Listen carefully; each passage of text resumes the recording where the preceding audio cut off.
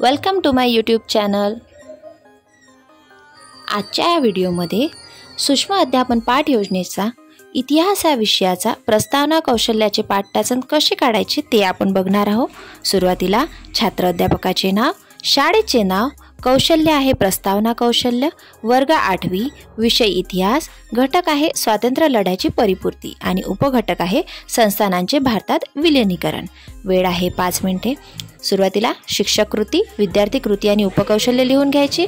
शिक्षक कृतीमध्ये पहिला मुद्दा येणार, शिक्षक विद्यार्थ्यांना पूर्वज्ञानावर आधारित प्रश्न विचारून पाठाची प्रस्तावना करतात। विद्यार्थी कृतीमध्ये येणार, विद्यार्थी उत्तरे देतात आणि उपकौशल्य येणार, लक्षवेधक प्रारंभ। त्यानंतर शिक्षक कृतीमध्ये पहिला प्रश्न आहे, तुम्ही कोणत्या देशात राहता? विद्यार्थी कृतीमध्ये येणार भारतात, उपकौशल्य येणार पूर्वज्ञान जागृती। इथे विद्यार्थी कृतीमध्ये विद्यार्थ्यांनी उत्तर दिलेले आहे भारतात। या शब्दावरून शिक्षकांनी नवीन प्रश्न तयार करून विद्यार्थ्यांना विचारायचा आहे।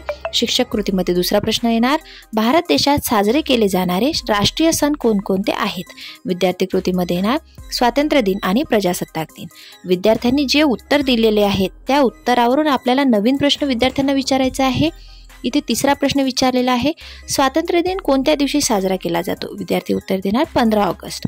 उपकौशल्य येणार पूर्वज्ञान जागृती। त्यानंतरचा प्रश्न शिक्षक कृतीमध्ये आपल्या देशाला कोणत्या साली किंवा वर्षी स्वातंत्र्य मिळाले? विद्यार्थी उत्तर देणार 1947। त्यानंतर या उत्तरावर आधारित शिक्षकांनी नवीन प्रश्न विद्यार्थ्यांना विचारायचा आहे, 15 ऑगस्ट 1947 रोजी भारत पूर्णपणे स्वतंत्र झाला होता काय? विद्यार्थी उत्तर देणार नाही। उपकौशल्य येणार प्रस्तावनेची पाठ्यांशाशी सांगड। त्यानंतर शिक्षक कृतीमध्ये येणार, भारत स्वतंत्र झाला तरी स्वातंत्र्य लढा अद्याप संपलेला नव्हता। अखंड भारताचे स्वप्न अपुरेच होते। पोर्तुगीज आणि फ्रेंच सत्तांनी भारतातील काही भागावरील सत्ता सोडून दिलेली नव्हती। विद्यार्थी कृतीमध्ये येणार, विद्यार्थी ऐकतात आणि उपकौशल्य येणार पाठ्यांशाचे महत्त्व कथन। त्यानंतर शिक्षक कृतीमध्ये शेवटचा मुद्दा, तर आज आपण स्वातंत्र्य लढ्याची परिपूर्तीमध्ये भारताने वरील सर्व प्रश्न खंबीरपणे कसे सोडवले याविषयी अभ्यासणार आहे। विद्यार्थी कृतीमध्ये येणार, विद्यार्थी ऐकतात आणि उपकौशल्य येणार हेतुकथन आणि शीर्षक लेखन।